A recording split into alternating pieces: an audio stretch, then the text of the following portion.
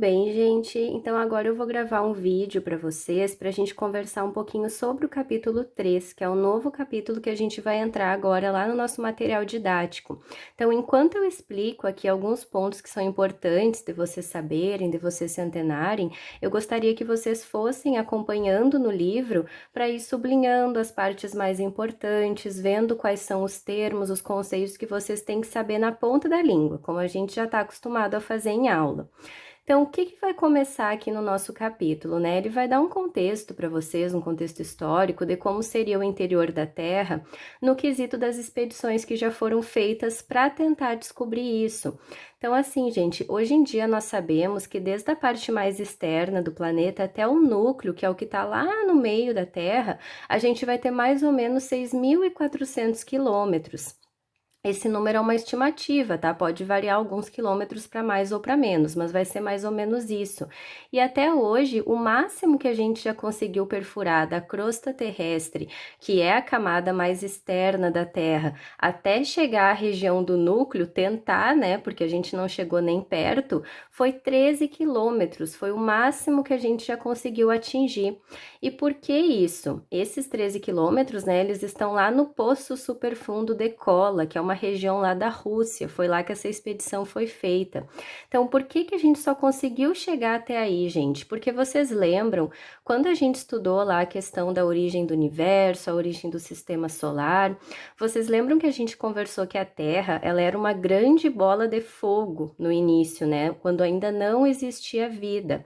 E essa bola de fogo, ela foi sofrendo um resfriamento com o passar dos anos, né? Milhões e milhões de anos, ela foi se resfriando, sempre de fora para dentro. Então, o que acontece? Quando estava vendo essa expedição e chegaram a esses 13 quilômetros, né, começou a haver um aquecimento muito grande, porque quanto mais dentro a gente está, lá das camadas do planeta Terra, mais quente vai ficando. Então, por isso, os próprios aparelhos não aguentaram cavar mais, né, e estragar o maquinário se seguissem mais adiante. Então, para chegar até essa quantidade, levaram 20 anos e foi o máximo que a gente conseguiu já atingir até hoje. Então, ele vai dar esse contexto aqui só para vocês saberem, né, alguns estudos que já foram feitos com base de tentar descobrir como seriam essas camadas, mas eles acabaram não indo muito além em razão do aumento da temperatura. Aqui no livro de vocês é mostrado o local lá onde tem o Poço Superfundo de Kola, né? Então, tudo isso aqui nessa região já foi destruído hoje em dia, tá, gente? Então, só tem uma espécie de um tampão, uma tampa de aço lá que recobre esse buraco que foi cavado na época, mas nada disso tá lá hoje em dia. Isso aqui é uma foto antiga. Bom, como que vai ser então a estrutura interna da Terra que a gente conhece hoje, né? Que a gente sabe como é. Primeira coisa, gente, nós vamos estar aqui na região da crosta terrestre. Essa região da crosta é a região mais externa que a gente tem no planeta e é a região que mais sofreu resfriamento. Lembrem aquilo que eu comentei agora há pouco. Logo que nosso planeta se formou, ele era uma imensa bola de fogo. Depois foi sofrendo um resfriamento de fora para dentro. Portanto, a camada mais fria que a gente tem é essa que nós estamos, a crosta terrestre. Depois da crosta, a gente vai ter a região do manto. Esse manto, ele vai se dividir em manto superior e manto inferior. Essa região do manto superior, que tá pertinho aqui da nossa crosta, ela vai ser sólida, tá, gente? Essa região que tá mais escurinha aqui. Enquanto o manto inferior, que vai estar abaixo, já é uma região líquida. É nessa região do manto que nós vamos ter o famoso magma. Vocês já ouviram falar quando tem, por exemplo, uma erupção vulcânica que vai sair a lava para fora do vulcão? Então, vem dessa região aqui do manto. A gente chama de magma, né, quando tá aqui na região do manto, mas quando o vulcão sofre erupção e aquilo sai para fora, a gente chama de lava. Depois, a gente vai ter a região do núcleo, aí a gente vai ter a região do núcleo externo, que vai estar aqui vermelhinho, ó, mais escuro, e a região do núcleo interno, que é essa partezinha amarela. Aí aqui é muito importante vocês se antenarem numa coisa. O manto inferior, eu falei para vocês que ele é líquido, né? O núcleo externo, ele também vai ser líquido, porém o núcleo interno, ele é sólido. Isso acontece, gente, por causa da alta pressão que tem aqui no centro da Terra. Então, vocês poderiam pensar que pelo fato de ser mais quente aqui nessa região, seria líquido. Mas, na verdade, gente, o núcleo interno, ele é sólido aqui no interior, justamente por causa de toda essa pressão das camadas da Terra. Acaba solidificando essa região, embora ela seja mais quente que a gente tem. Seguindo adiante, ele vai falar algumas características dessas camadas, né? Dessas que eu citei para vocês, principalmente da região que é sólida, da região que é líquida. Isso é muito legal vocês saberem. Também é legal vocês saberem que na região do núcleo, essa que eu falei para vocês que é a parte mais interna, a gente vai ter substâncias como ferro e níquel. Vocês vão estudar mais para frente, gente, que são esses elementos aqui, ferro e níquel, que são responsáveis pelo magnetismo do nosso planeta. Então, aquilo que a gente conversou lá em outra aula, que a gente falou um pouquinho da bússola, a gente só consegue se encontrar, né, quando pega uma bússola na mão, por causa do magnetismo que tem na Terra, e é por causa desses elementos que estão lá no núcleo. Isso que vai criar o campo magnético, tá bom? Bom, seguindo aqui, pessoal, a gente vai falar um pouquinho sobre magma e a litosfera. Então, o que acontece nessas duas regiões? Vocês sabem que o nosso planeta, a região da crosta, né, que é o nosso chão, tá? Onde a gente pisa é a crosta terrestre. Essa região, ela não vai ser toda retinha, toda perfeitinha, né, gente? Isso aí vocês também já devem ter dado uma estudada lá na geografia. Então, essas regiões que a gente tem, que tem mudança na altitude, que a altitude vai ser basicamente a altura, tá, de algumas coisas. Então, a gente tem, por exemplo, regiões de montanhas, regiões de cordilheiras. Aí nós temos as regiões mais baixas, que são chamadas de vales e depressões. Todas essas diferenças a gente chama de relevo, tá? E esse relevo a gente vai observar na crosta terrestre, que é a camada mais externa do planeta Terra, a camada que nós vivemos.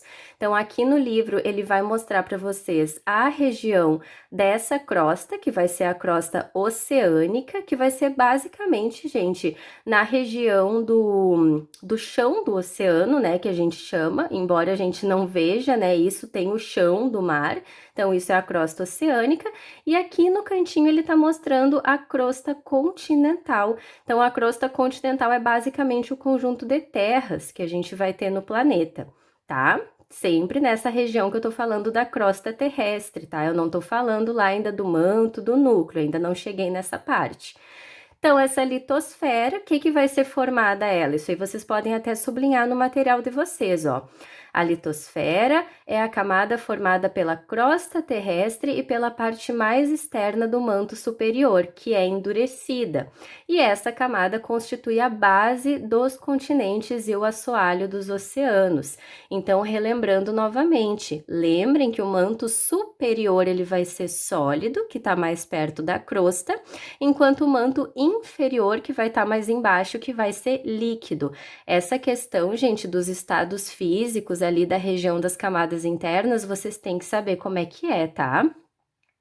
Isso aqui ele vai retomar com vocês aquilo que eu expliquei lá no início, que a Terra ela era muito aquecida no início e depois esse material da Terra, né, ele foi se resfriando com o passar dos anos, e ele fala aqui da questão do magma, que é o que eu falei que vai estar dentro do manto. Então esse magma é um material natural que a gente vai ter nas camadas da Terra, e é justamente essa movimentação do magma, prestem atenção que isso aqui é muito importante de vocês saberem, que vai causar a movimentação dos continentes.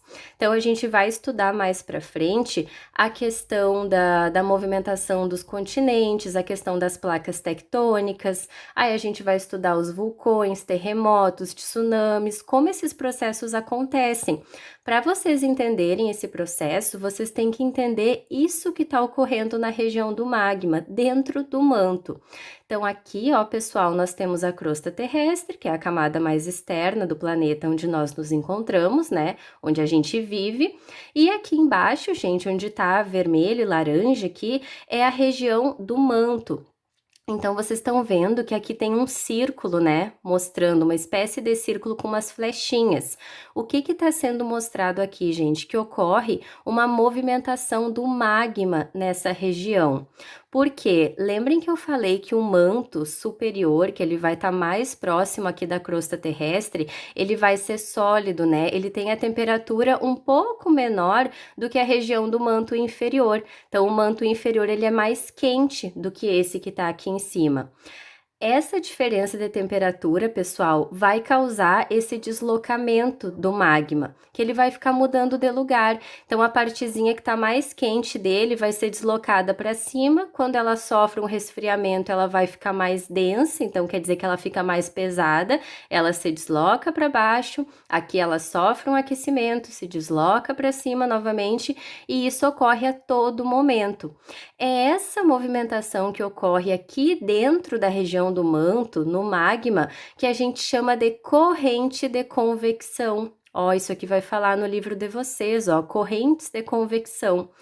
É isso, pessoal, essas correntes que fazem com que os continentes se movam.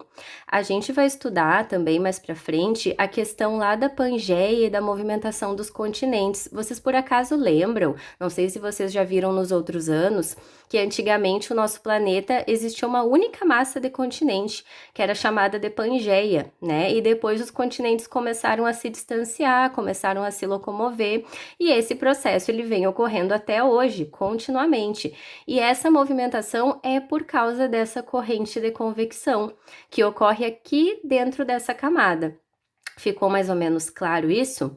Então, assim, nessa primeira aula eu vou até aqui, nessa parte de correntes de convecção, vou mandar umas atividades para vocês fazerem sobre isso, e na próxima aula a gente vai começar a conversar sobre essas placas tectônicas. Aí a gente volta nesse quesito das correntes de convecção, a gente retoma isso e vocês vão entender o que a movimentação dessas placas vão causar na Terra. Aí a gente começa a falar da questão das catástrofes ambientais, vulcanismo, terremoto e tudo mais.